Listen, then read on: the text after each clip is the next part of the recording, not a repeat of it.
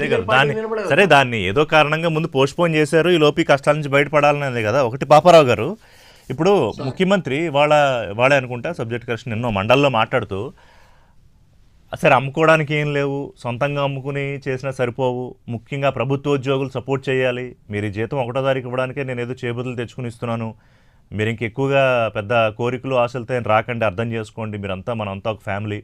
అలాగే బీఆర్ఎస్ ప్రభుత్వం నెత్తిన పడేసింది 58 నుంచి 61కి పెంచేసి, ఆ భారం అంతా ఇప్పుడు 8,000 కోట్ల ఎంతో పైన ఉంది, అదంతా ఏదైతే నెమ్మదిగా పడింది తీరుస్తాను అంటే ఆయన చెప్పదలుచుకుంది ఏంటంటే పాపారావు గారు, ఇప్పుడున్న పరిస్థితి చాలా అగమ్యగోచరంగా ఉంది, దయచేసి అందరూ సహకరించుకోవాలి, అర్థం చేసుకోండి, ముందుకెళ్దాం అభివృద్ధి కోసం అని.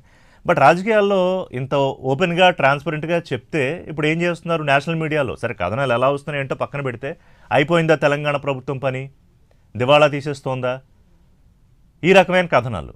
సో ఏం జరుగుతుంది? ట్రాన్స్పరెంట్ గా చెప్పడం అంటారండి, దీన్ని ట్రాన్స్పరెంట్ గా చెప్పడం అంటారు. ఉమ్, దీన్ని ఆ పేరుతో పిలవద్దు. ఇది ట్రాన్స్పరెంట్ గా చెప్పడం కాదు, చేతులు ఎత్తేయటం.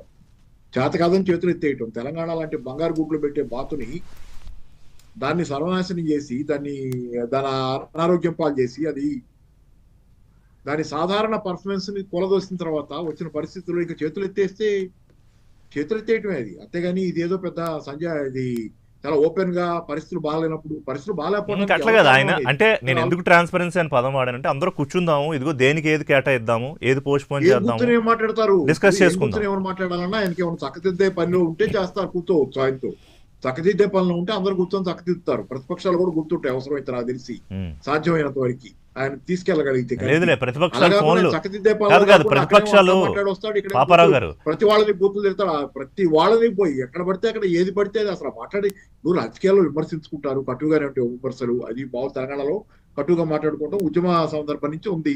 అది అసలు ఆ బూతులు ఏంటి? తెల్లారేసరికి మళ్ళీ ఆయన బాగుండాలంటే కేసీఆర్ నేమో మార్చికి పోవాలన్నాడు. తెల్లారి అసెంబ్లీకి వచ్చేమో కేసీఆర్ ఆరోగ్యం లేదు ఒక్క నిమిషం పాపారావు గారు, ఇక్కడ ఒక్క నిమిషం నేను మీకు ఇంటరప్ట్ చేస్తున్నాను. అంటే నేను దాన్ని మీరు అన్న విషయాన్ని నేను చాలాసార్లు రేవంత్ రెడ్డి గారు మాట్లాడిన దాన్ని ఆయన నన్ను వివరణ ఇచ్చారు. అంతకుముందు నేను చాలాసార్లు 10 సార్లు పెట్టుకుని చూస్తే అదేంటంటే, స్టేచర్ గురించి మాట్లాడినప్పుడు KCR stature Revanth Reddy stature compare చేస్తున్నప్పుడు, స్టేచర్ గురించి మాట్లాడితే మీ పరిస్థితి ఏమైంది, స్టేచర్ నుంచి స్ట్రెచర్కి వచ్చింది, స్ట్రెచర్ నుంచి మార్చురీకి. ఒక నిమిషం, అది కేసీఆర్ని ఉద్దేశించేసిన కామెంట్ కాదు, పార్టీ పరిస్థితి ఎక్కడికి వెళ్ళిపోయింది, స్టేచర్ నుంచి స్ట్రెచర్కి, స్ట్రెచర్ నుంచి మార్చురీకి అని నిన్న ఆయన వివరణ ఇచ్చాడు అసెంబ్లీలో. మళ్ళీ అంటే మనం తీసుకోవాలంటే తీసుకోవచ్చు, లేకపోతే వదిలేయచ్చు, వివరణ ఇచ్చాడు.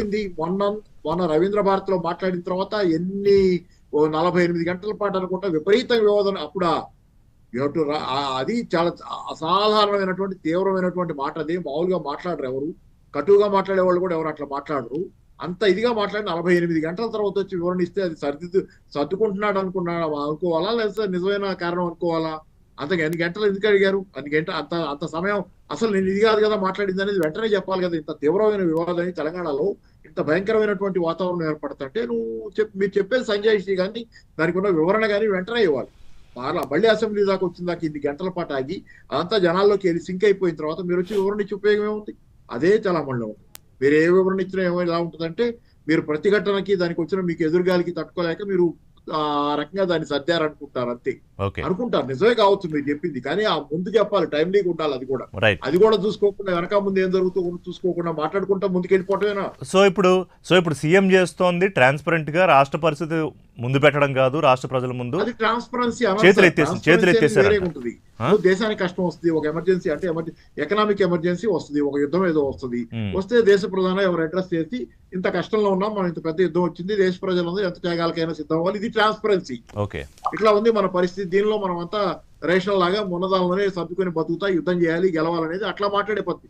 అంతా సర్వనాశం చేసిన పరిస్థితులు తెచ్చి అడ్మినిస్ట్రేషన్ పూర్తిగా చేజారిపోయి సర్వనాశం. ఇందాక ప్రకాష్ రెడ్డి గారు నేను మాట్లాడింది ఒకటే కదా, సర్వనాశనం అయిపోవడానికి కారణం ఎవరు? వాళ్ళే వచ్చి వాళ్ళు ట్రాన్స్పరెంట్ గా మేము అంతా ఆ ముక్క కూడా చెప్పొచ్చు కదా, జాగ్రత్తగా చెడగొట్టాను, ఇప్పుడు జాగ్రత్త చేస్తాను, మీరు